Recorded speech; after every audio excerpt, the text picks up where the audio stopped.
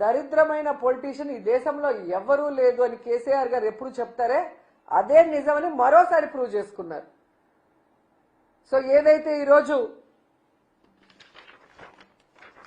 National dairy research institute పరిశోధన చేసి ఇచ్చిందో దాంట్లో జంతు కొవ్వు కానీ పంది కొవ్వు కానీ ఫిష్ ఆయిల్ కానీ లేదని ఆ రిపోర్ట్ని సిబిఐ కోర్టు ముందు ఉంచింది.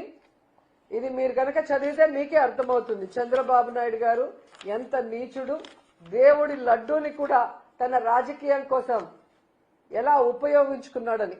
అలాంటి వ్యక్తిని తరిమి కొట్టండి. అలాంటి వాళ్ళు రాజకీయంలో ఉంటే మన ధర్మాలు భ్రష్టు పట్టిపోతాయి, మన రాష్ట్రం భ్రష్టు పట్టిపోతుంది, మన ప్రజలకి సుఖశాంతులు లేకుండా పోతాయి. మనం చూసారు కదా, ఒక వెల్ఫేర్ లేదు, ఒక డెవలప్మెంట్ లేదు, ఎంతసేపు అబద్ధాలు.